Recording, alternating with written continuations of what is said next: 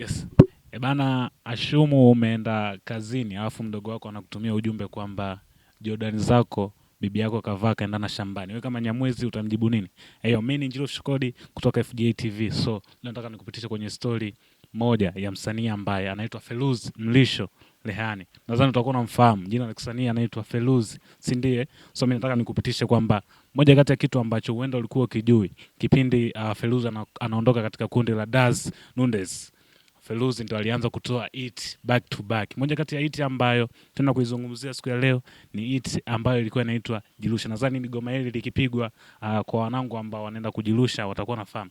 Ngoma hili toka Agosti 13, 2004. Sijui kama wewe mtoto 2000 ulikuwa umezaliwa paka hapo, si ndiye? Lakini moja kati ya kitu ambacho kinasadikika, ngoma hii siku ya kwanza tu iliuza zaidi ya nakala 200,000 ambapo tunaambiwa makadirio ya fedha ambazo aliingiza kupitia ngoma hii ni milioni 50. So unadhani unaweza kuwa unajiuliza kwamba milioni 50 ziingizwa kwa muda gani? Ngoma hii mpaka hivi sasa inakadiriwa kuingiza fedha hizo kwa kipindi hichi hapo, si ndiye? Lakini kitu ambacho kingine unatakiwa kifahamu kwamba ngoma ya Jirushe ni ya Feluz ambayo akiwa amemshirikisha Feluz, ngoma ambayo iliit sana, na baada ya hapo Feluz aliweza kuachia ngoma ambayo inaitwa Starehe. Nadhani watu wengi watakuwa wanaifahamu.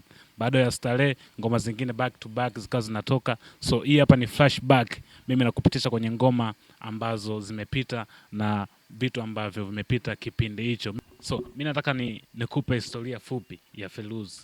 Feluz alianza kufanya kazi katika kundi la Daz Nundas, lakini baada ya kutoka hapo alianza kufanya kazi na Bongo Records, ambapo katika kipindi chote ambacho alichokuwa katika lebo ya Bongo Records ambayo ipo chini ya P-Funk Majani, aliweza kuachia albamu yake ambayo inaitwa Safari, ambapo ngoma albamu hiyo ilikuwa ikishirikisha pamoja na ngoma ya Jirushe pamoja na Starehe. Nadhani watu wengi watakuwa wanaifahamu ngoma ya Starehe. Ngoma hii ambayo amemshirikisha Professor J, moja kati ya ngoma ambayo inaongea uhalisia na video ambayo ukiangalia wewe mwenyewe unaweza ukasema kwamba kweli watu wa zamani walikuwa wanaandika, kwa sababu vitu vilivyoandikwa mle na ni kweli tunaviona katika maisha yetu ya kweli.